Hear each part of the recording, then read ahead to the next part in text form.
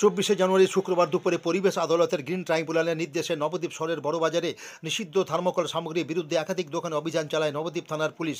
কয়েকটি দোকানে কিছু পাওয়া না গেলেও একটি দোকান থেকে বাজেয়াপ্ত করা হয় কয়েক বস্তা থার্মোকলের বাটি, যার বিক্রি ও ব্যবহার নিষিদ্ধ তালিকায় রয়েছে।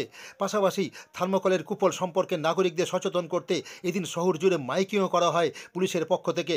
এদিন দুপুরে নবদ্বীপ থানার 2 আধিকারিকের নেতৃত্বে বিশাল পুলিশ বাহিনী শহরের ব্যস্ততম বড়বাজার এলাকায় অভিযান চালায়।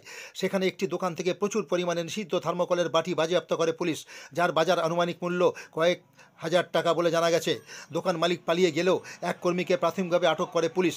গোপন সূত্রে খবর পেয়েই নিষিদ্ধ থার্মোকল সামগ্রীর বিরুদ্ধে এই অভিযান বলে পুলিশ সূত্রে জানা গেছে। এই বিষয়ে নবদ্বীপ থানার আইসি জলেশ্বর তেওরি জানান, নিষিদ্ধ থার্মোকল সামগ্রীর বিক্রি ও ব্যবহার বন্ধে শহর জুড়ে মাইকিং ও পদযাত্রার মাধ্যমে নাগরিকদের সচেতন করার পাশাপাশি অসাধু ব্যবসায়ীদের বিরুদ্ধে লাগাতার এই অভিযান চলবে।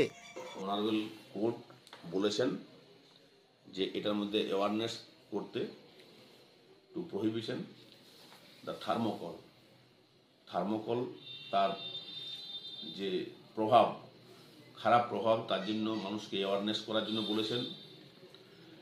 এবং এটা যতটা সম্ভব লোকালিটি বা ওই এতে কিনা অ্যাড দিয়ে আমরা অ্যানাউন্স করছি।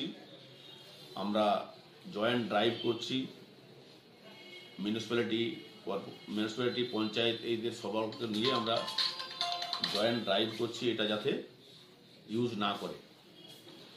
আর এর মধ্যে আমরা বিভিন্ন জায়গাতে ফ্ল্যাগ ফেস্টুন আকারে দিয়ে আমরা টাঙিয়ে দিয়েছি।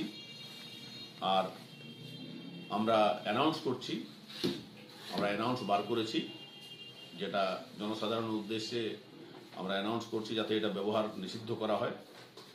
এটা ব্যবহার কেউ না করেন, কারণ এর ক্ষতিকারক দিক আছে অনেক। আর এটার জন্য আমরা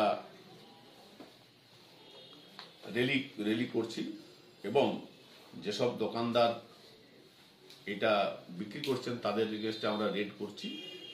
তাদেরকেও রেড করে তাদের অ্যাজ পার ল তাদের এগেইনস্টে কেস করা হবে।